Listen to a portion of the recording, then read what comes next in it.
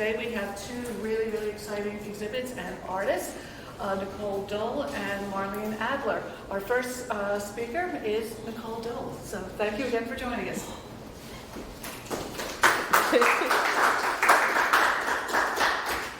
Hello.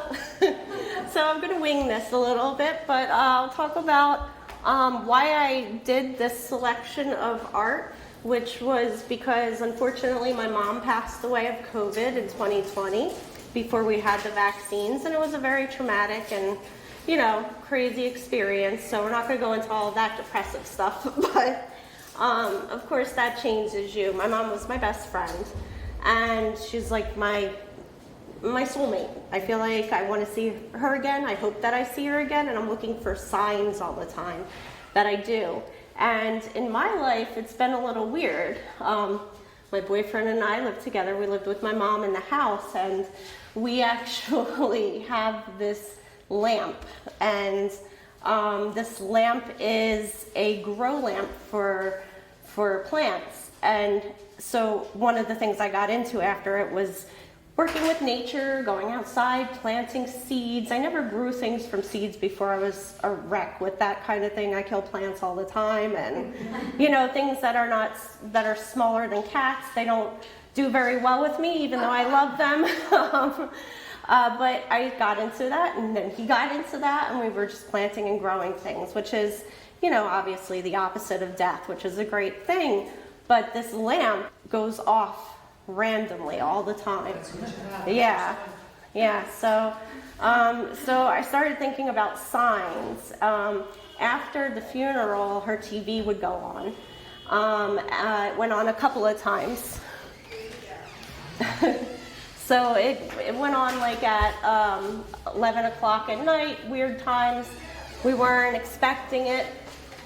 And then after that, this lamp we put up, not during her life, but afterwards, and it would just come on every now and then.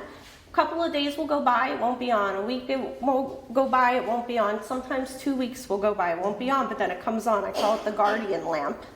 And so there's no rhyme or reason for it. And then I was seeing other things, like I'm very in tune with the idea of 3, because I come from a family, and no offense to the guys in the room, usually they kick out the men in their lives. So I've always been a family with a grandmom, a mother, and me. And before that, it was my great-grandmother, my grandmom, and my mom. And so that kind of trio just like really resonates with me. There's also a goddess named Hecate, who is the goddess of the crossroads and the underworld, that kind of thing. And dealing with changes in your life and crossroads really resonate. And she's known as the triple goddess as well. The maiden, the mother, and the crone. And so all of that kind of stuff resonates with me. So I ask to see things in 3s. So when you talk to the universe, whatever you are, whatever your beliefs are, often you'll pray or you'll talk to somebody. And I say, can I, you know, if you give me signs, can you give me signs in 3? So I went to Puerto Rico, and a lot of this artwork actually comes from a bachelorette trip that I took to Puerto Rico. Of course, all of my vacations have something to do with art in some way. I make sure they influence what I do, and it's not just like a trip to, you know, sit on a beach all day. So I saw when we were leaving one of the areas 3 very like majestic dogs come out and just sit and just watch us. Like when the sun was setting, there were no other dogs in the area. It was sand dunes and hills and, you know, cliffs and water and a beach on one side, salt flats on the other, and there were just these 3 random dogs. But they were like so majestic. And then, I know it's a weird thing, and I'm talking about all these things that don't have to do with art, but they do in a way. So being like that, I'm looking at nature. We had 3 raccoons that moved into our house. And one night I came home from work at like 11 at night, and there was a huge raccoon, a medium one, and a small one. And they were just like, yeah, this is our house now, what's up? And I'm like, okay. So then as they started moving their furniture in, we decided, well, I guess we have to, you know, do something about it. The other day on my now camera that I have in the backyard to see wildlife and other things, we now have 3 new raccoons. So the idea of 3s keep popping up, and it popped up in very weird places. Like when you look up and you see this 3, and then the next thing you see is another sign that says 3, and the next thing you see is another sign that says 3. So it's things like that and our guardian light that sort of inspire me to feel that there is something beyond, that there are things watching over us, that the people we lose still follow us in some way, that there's some connection, and that I can still be connected to her. So with that, I started looking into consciousness and what's beyond. I was never given a religion. My family's Catholic, but I did not get baptized, so I've always been free to sort of explore. And so that's what I'm doing now, because it's my way to get close to her, also to understand myself. And so all of that kind of thing is filling into my artwork now. Things from other people that I'm learning, from videos that I'm watching, from books that I'm reading, because I went into like this big self-help book. Looking for signs in nature, especially because I'm very like close to nature. We've always had animals. So the artworks that you see are either thoughts about consciousness, things how we're all tied together. I believe in the as above, so below concept. I believe that we're all kind of reflections, that everything that we have in our lives is reflecting in nature, that is probably reflecting in the heavens. And I believe that there's like one thing we can all eventually come to and come from. So I have faces of weird little statues I found in Puerto Rico, but I felt like they were very, very, they just had this sense of serenity on their face, like they were lost. And they weren't all like Buddha faces. They were weird women that were deteriorating and things. So that's where images like this come from. And then ones that have more shapes are more about the universe and more about how we're connected mathematically, and how like just like the Fibonacci sequence, how it's repeated over and over in nature. Same with this, because we've got all of the patterns, and we have the shells that are reflected in this artwork. So we just see that over and over again. So there's a lot of metaphysical stuff. But I'm also looking at my past, my ancestors, that kind of thing. When I'm doing my art, I've been working on researching that even before all of this happened. So I think about trying to find those roots, not just the universal roots. And so there are certain things like here where there are 2 rib cages together, and I called it next of kin, and one that I did with these 2 rib cages in a different artwork that I had because it was too connected. But in this one, it's all connected because we're in the sort of ocean of water, and we've got the lines that connect us in the map and the repetition of everything that we see. So basically my process is starting with rust printing. And rust printing is a contact print process where you will take a shape of steel or something that can get rusty. You'll use vinegars to rust it. You'll contact them with a wet piece of paper, you'll smother it with plastic, and you then have something bleeding onto the paper. And so depending on the shapes that you've put underneath of metal that you've used, or the patterning that's already on there, you can manipulate the color a little bit by using vinegars, teas. If you use like Earl Grey, you'll get a gray, which you can see there in this artwork here. You can also get like a gray or a black from using wine. Things that are acidic, things that have tannins in it, affect the metal. So I start with that process. And then I'll use a number of printmaking processes, sometimes etching. A lot of the lines that you see that kind of go over, that crisscross, they're all from etchings. I'll use silk screen sometimes. You'll see little components that have little pieces of silk screen in them that I've collaged together. I'll use things that are more photographic, like pronto plate lithography, where I can actually take one of my photographs, change the contrast of it, and ink it up and then put it under a press. And so some of this comes from an original photograph. So a lot of different processes in my work, and a lot of talk today has been about the gold and silver leaf that I've been using, and I've put that in. My friend here actually told me I'm very macabre yet shiny. I love everything shiny and sparkly. That is a thing. Gold is very much, because I teach art history too, so some of my ideas come from what I have to teach and what I've learned while I'm teaching. And so gold is very much related to the sun and the tops of our pyramids. So gold has a lot of importance throughout a lot of religions and a lot of history. So gold for that purpose.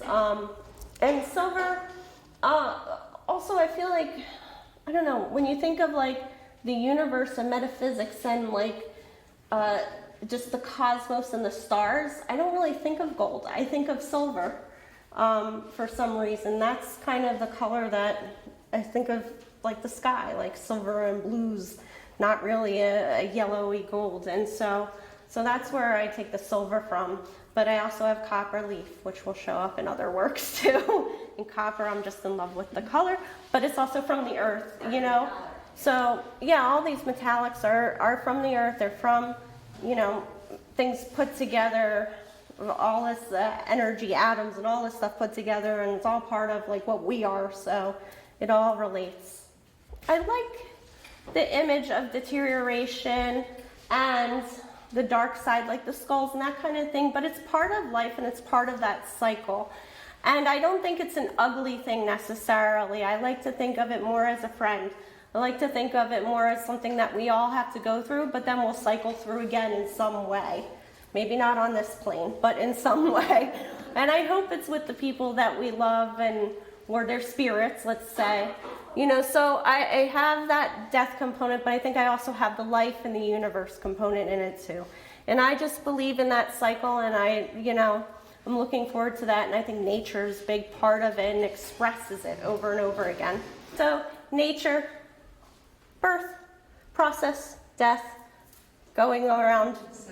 That's the life. You start with the rust shape. You just put the metal down in any particular fashion, or you just let that be more random and see where it takes you? So it depends. Sometimes, especially when I'm dealing with landscapes, I used to do a lot more landscapes and deteriorating buildings. I would lay them down so that, and apply the vinegar and the wines and the shapes so that they laid in a landscape fashion, or created a building, or created, I have one of a boat that I love, created the boat. So I would do that purposefully.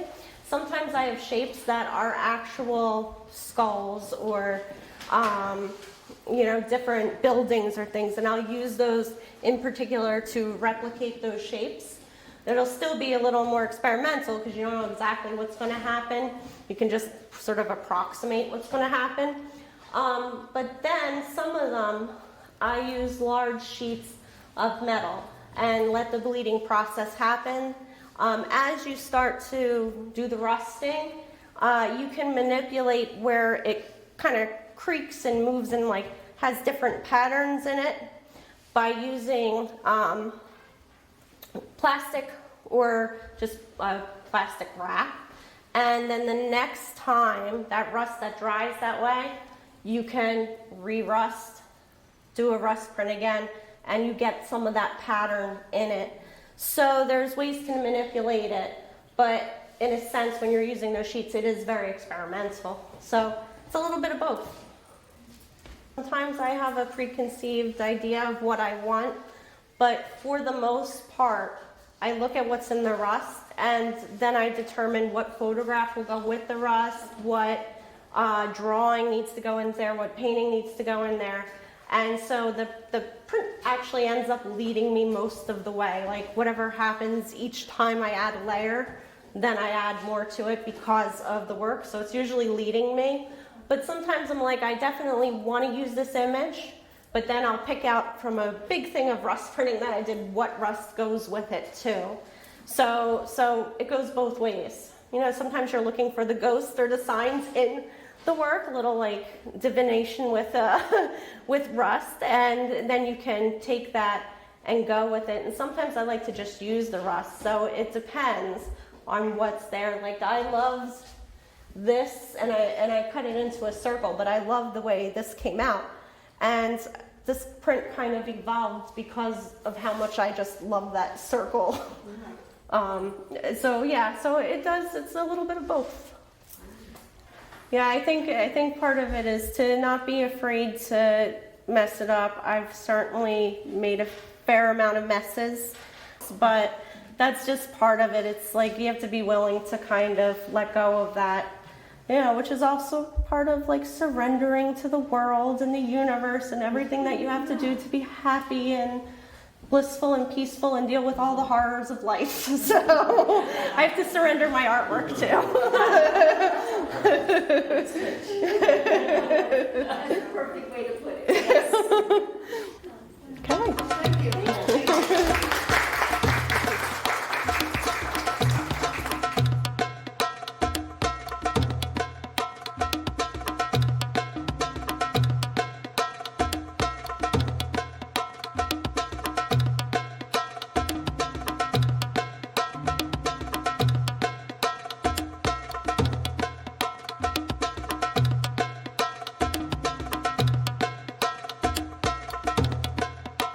Some of you all probably know Marlene mostly, very much better than I do. So I'm actually looking forward to meeting her a little bit more. She's been a member of the gallery, I believe, about 2 years, and was going to do a show about a year ago. And because of COVID, it got postponed until today. And what happens when that happens is that our artwork also changes. That's right. We had one idea of what we're going to do, and then it's a year later, and it's a whole different show. I look forward to hearing about it.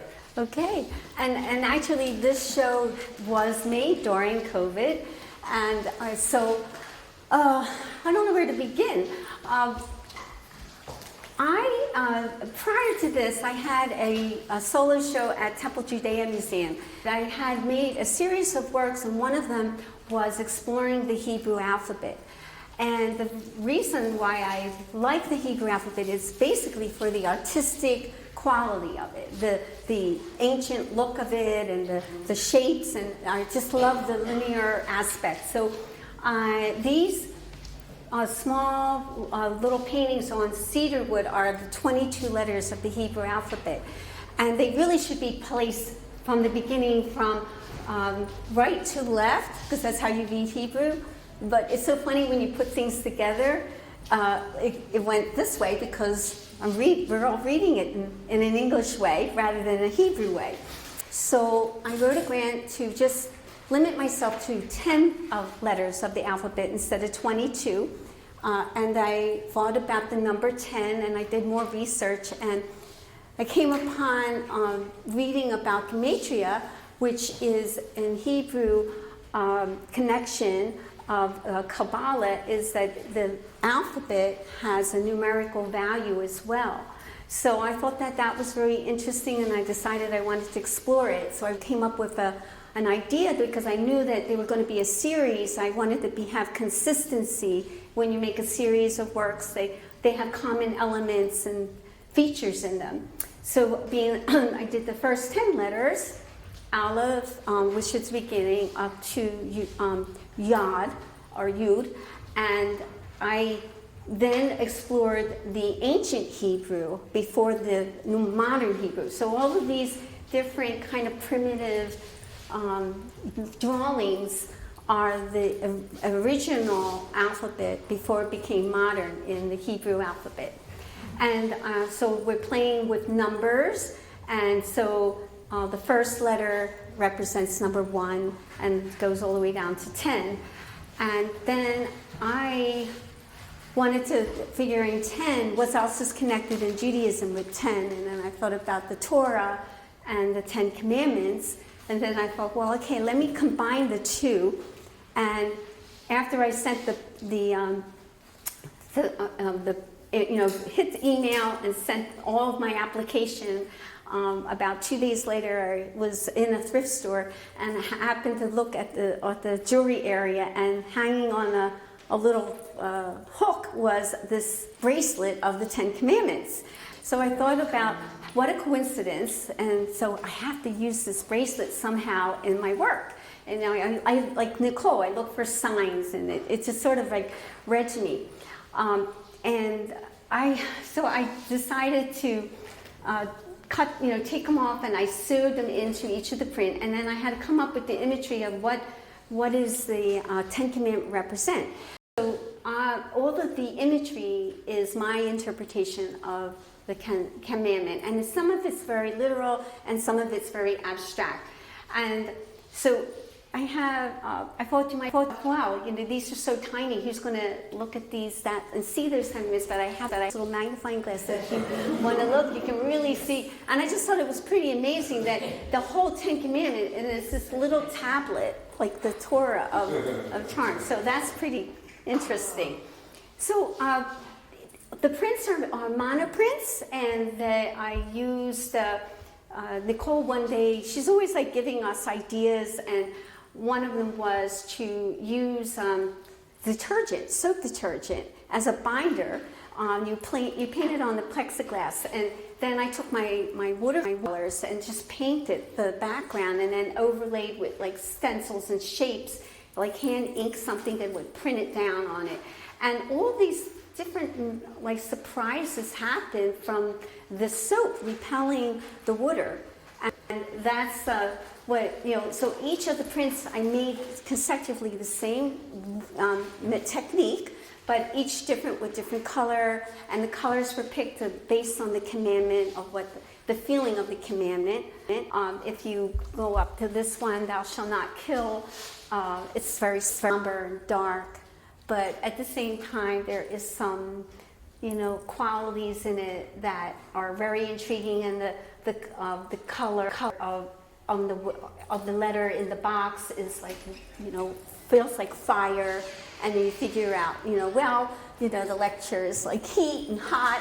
So I try to put colors and symbols that represent the number and also what the commandment is about.